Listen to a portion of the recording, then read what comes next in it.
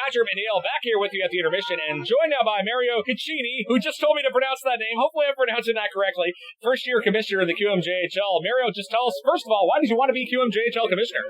It's a very good question. I think the main attraction when I got the phone call from a friend that said you should think about that, and I've told that story a little bit, but it was around Christmas time, and my daughter of 25 years old looked at me and said, you've always wanted to work with kids and help out. And I came out of football, professional football, so it was like, yeah, you're right.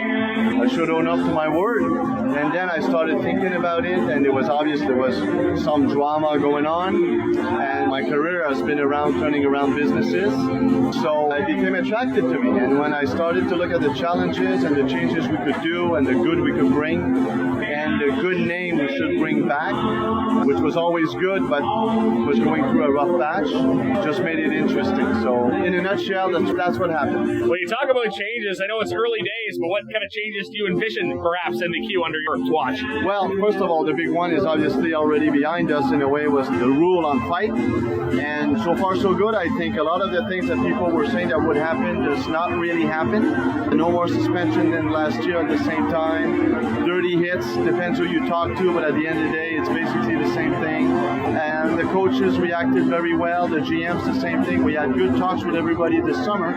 You can see we had 3 fights. I think tonight we're going out 120 games, 125 games this weekend. And we have a good show, and attendance is up by 5% at this point. So it's all good overall. So that's one big change. And the rest, well, we're going to look at always trying to improve on the schooling front, always wanting to improve on the, obviously, sponsorship and attraction. We want to build a foundation, much greater dollars there to help out again with scholarships. And obviously, hopefully, bring in some technology. I don't want to call it advanced stats. That's too controversial. Right.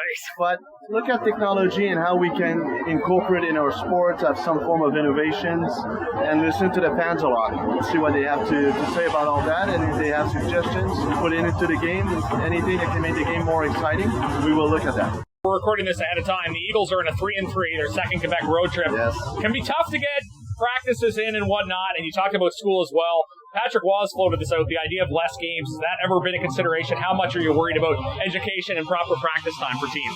It's an ongoing debate. First of all, in terms of number of games, I can tell you straight up, the league looked at it in 18 or 19 just before COVID. It's not on the agenda right now, and we have a lot of successes. In fact, I was in a meeting last Tuesday with all the leagues present, and everybody was sort of unanimous.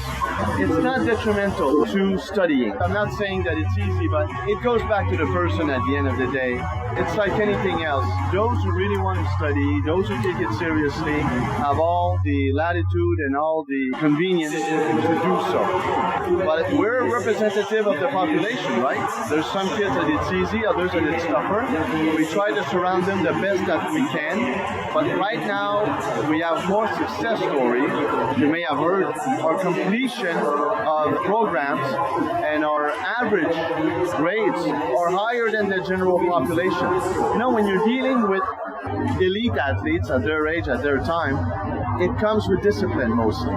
They are disciplined. They are used to hard work. They are used to long days. And they're 16, 17. They have a lot more energy than me at 59. So right now, I think the program works, but we're always attentive. We're talking to you here in Sherbrooke. I saw you last night in Drummondville. How important is it for you to go to all these cities and just to get a feel for what's going on in all the different rinks? Oh, it's very important. I think that first of all, to meet everybody in a different setting, to see the atmosphere at every game, to see how they produce those games, what they do as shows, sharing best practices. It's just fun. That's the fun part of the job, enjoying the game and so on. It's just great. Now, the Q has had success in the Memorial Cup the last few years. The Q very proud of being able to win the Memorial Cup. However, perhaps a byproduct of that is because of the trading the teams partake in. You're seeing some super teams, I guess.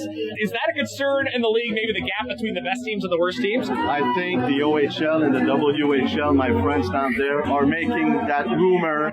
I disagree with that a little bit. I think the traded deadline, super teams, it's been said it, I heard it. I don't know what people were saying when we didn't win it for 16 years in a row and we have the same thing. We must have some talent, and mostly I think we also, when you get there, you have tremendous coaching. What I'm most proud of is that the last 4 cups that we won, it's 4 different teams. It's not one team that just went on a straight. So when you have 4 different teams, it means 4 coaching staff, 4 GMs who are able to put good teams together. I think half of the Rampart, correct me if I'm wrong, last year, had been there for more than 3 years.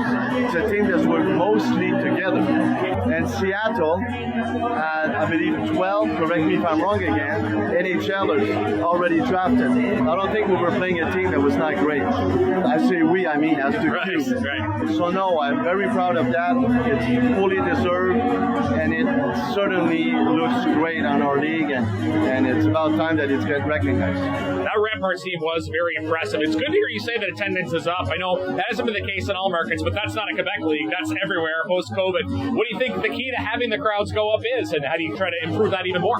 Well, you did say it. There is a movement, I guess, because of COVID, how things changed a little bit, and people need to get back into their habits. What I'm happy about the crowds that you mentioned is that it's 14 teams basically that are growing. So it's not just 6 or 7 that have tremendous growth, so that's good.